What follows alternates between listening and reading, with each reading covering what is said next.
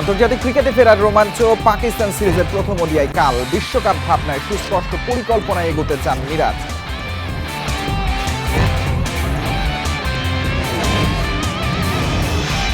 দলের প্রয়োজনে এখন থেকে 7-এ খেলবেন মিরাজ। মিডল অর্ডারে লিটন আফিফের সুযোগ, 2 পেসার নিয়ে খেলতে পারে বাংলাদেশ।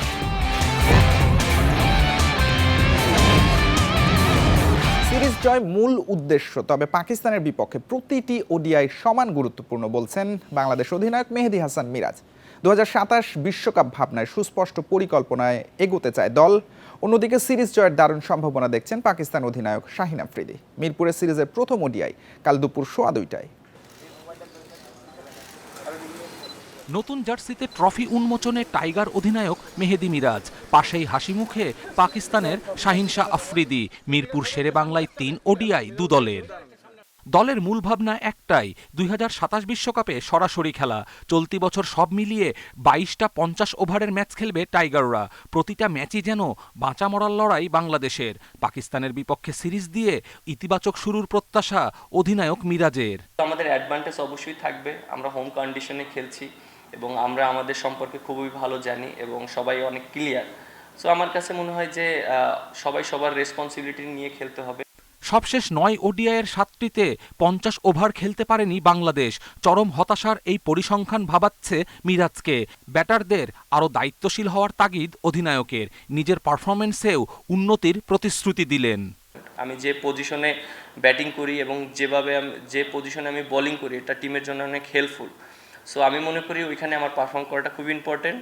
সিরিজ জিতলেই ওডিআই র্যাঙ্কিংয়ে উইন্ডিজকে টপকে যাবে বাংলাদেশ, আর হারলে সমান পয়েন্টে থেকেও পিছিয়ে যাবে রেটিংয়ে। সমীকরণে নানান মারপ্যাচের হিসেব মাথায় রেখে মিরপুরে পাকিস্তানের বিপক্ষে গুরুত্বপূর্ণ সিরিজ খেলতে নামছে মিরাজ লিটনরা। টি-20 বিশ্বকাপ ব্যর্থতায় পাকিস্তানও আছে চাপে, তারপরও বাংলাদেশকে হারাতে শতভাগ আত্মবিশ্বাসী শাহিন আফ্রিদি। নিয়মিত বিপিএল খেলা ক্রিকেটারদের অভিজ্ঞতা বড় পাওয়া মেন ইন গ্রিনদের। দারুণ কিছু তরুণ ক্রিকেটার আছে। গেল 2 সিরিজে আমরা ভালো ক্রিকেট খেলেছি, সেটাই ধরে রাখতে চাই। ঘরের মাটিতে বাংলাদেশ শক্তিশালী দল, তাদের হারাতে সেরাটাই খেলতে হবে। মিরপুরে স্পোর্টিং কন্ডিশনের প্রত্যাশা শাহিনের। ম্যাচের আগে উইকেট বুঝে একাদশ সাজানোর কথা বলছে দুদলই। কপিল পাল, ইন্ডিপেন্ডেন্ট নিউজ। দলের প্রয়োজনে এখন থেকে 7 নম্বরে ব্যাটিং করবেন মেহেদী মিরাজ। মিডল অর্ডারে লিটন ও আফিফকে সুযোগ দেওয়া হবে এই সিরিজে। ব্যাটিং অর্ডারে ধারাবাহিকতা রাখার কথা বলেছেন অধিনায়ক মিরাজ। সেই সাথে বিশ্বকাপ ভাবনায় এখন থেকেই সেরা কম্বিনেশন খুঁজে নিতে চায় টাইগার ম্যানেজমেন্ট।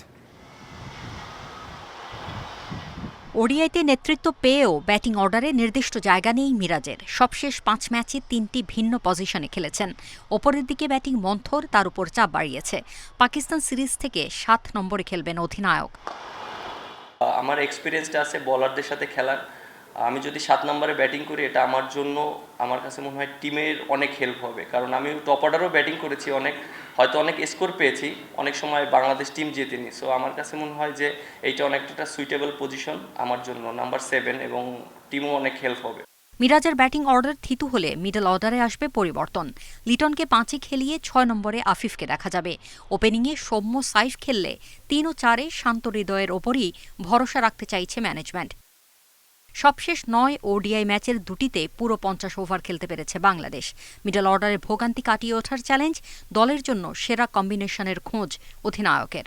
টিমের একটা ব্যালেন্স তৈরি করতে হবে, কারণ যেহেতু আমাদের সামনে ওয়ার্ল্ড কাপ আছে, এখন আমি বেশি কিছু চেঞ্জ করতে চাচ্ছি না। আর একটা টিম যখন তৈরি করবেন, তখন একটা পজিশনে একটা প্লেয়ারকে বেশি সুযোগ দিলে তখন এক্সপিরিয়েন্সটা হয়, একটা ভালো একটা টিম বন্ডিং হয়। সো আমি ওইভাবে চেষ্টা করব একটা টিমকে বন্ডিং করার জন্য এবং বেশি কিছু চেঞ্জ না করার জন্য। মিরপুরে সবশেষ উইন্ডিজ সিরিজে প্রায় 84 ভাগ বোলিং করেছে স্পিনাররা। ক্যারিবীয়রা তো 1 ম্যাচে 50 ওভারই স্পিন দিয়ে সেরেছে। এবার হয়তো ততটা স্পিন আধিক্য থাকবে না, তার উপর 2 পেসার নিয়ে একাদশ সাজাতে পারে বাংলাদেশ। মুস্তাফিজ তাসকিন জুটিকে দেখা যাবে আক্রমণে।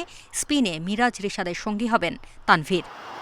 Farida Bakhtiyara, Independent News. ব্যাংকের টাকা ভেঙে বোর্ড চালাচ্ছে বর্তমান কমিটি, কোনো আয় করতে পারছে না, এমন অভিযোগ ক্লাব সংগঠকদের। ক্লাব নিয়ে ষড়যন্ত্র আর অবৈধ বিসিবি নির্বাচন নিয়ে তদন্তের প্রত্যাশা তাদের। জাতীয় ক্রীড়া পরিষদ ও আদালত থেকে সুষ্ঠু বিচার আশা করছেন। অন্যদিকে বোর্ড ক্লাবের দ্বন্দ্ব শেষে মাঠে ঢাকা লিগ ফেরার অপেক্ষায় কোঅপ সভাপতি মিঠুন। অন্যায়ভাবে এবং অবৈধভাবে এই নির্বাচনটা সম্পন্ন করেছিল সেই পরিপ্রেক্ষিতে কিন্তু আমাদের জেলা বিভাগের সমস্ত যারা কাউন্সিলররা আছেন তারা একটি অভিযোগনামা আজকেও দিয়েছেন সুষ্ঠু তদন্তের স্বার্থে। আমরা আশা করছি এখন বাংলাদেশে যে দল ক্ষমতায় আছে সেই দল সার্বভৌমত্বের প্রতীক, গণতন্ত্রের প্রতীক, বিচার বিভাগের স্বাধীনতা বিশ্বাসী। আমরা আশা করছি এখানে সুষ্ঠু বিচার পাবো। আমরা চাই যে ক্রিকেট বোর্ড এবং ক্লাবগুলোর মধ্যে যে সমস্যাটা তৈরি হয়েছে সেই সমস্যার দ্রুত সমাধান চাই এবং দ্রুত সমাধান করে মাঠের ক্রিকেট যেন আবার ফিরে আসে, আমরা সেটাই আশা করছি। ফেডারেশন কাপে আবারও হোঁচট খেয়ে বিপদে আবাহনী, এবার রহমতগঞ্জের সঙ্গে 1-1 গোলে ড্র করেছে আকাশী নীলরা। কুমিল্লায় ম্যাচের 9ম মিনিটে আর্নেস্ট বোয়েটেংয়ের গোলে এগিয়ে যায় রহমতগঞ্জ। পিছিয়ে পড়ে সমতায় ফেরার চেষ্টা চালিয়েছে আবাহনী। বিরতির আগে গোল শোধ দেন শেখ মোরসালিন। দ্বিতীয়ার্ধে স্কোর লাইনে আর পরিবর্তন আসেনি। 3 ম্যাচে 1 ড্র ও 1 জয়ে 4 পয়েন্ট নিয়ে এ গ্রুপের 2 আবাহনী, 7 পয়েন্ট নিয়ে শীর্ষে ব্রাদার্স ইউনিয়ন। আবাহনীর ড্রয়ের দিনে PWDSCকে 3-0 গোলে হারিয়েছে তারা। কিংস অ্যারেনায় ব্রাদার্সের দাপুটে জয়ে জোড়া গোল করেন পাকিস্তানের শায়েক দস্ত, একটি গোল স্প্যানিশ ইব্রাহিমার। এই ছিল আজকের যত খেলায়। ইন্ডিপেন্ডেন্ট টেলিভিশনের সব খবর বিস্তারিত জানতে চোখ রাখুন ফেসবুক, ইউটিউব এবং এক্সে। আমন্ত্রণ পরের আয়োজনে।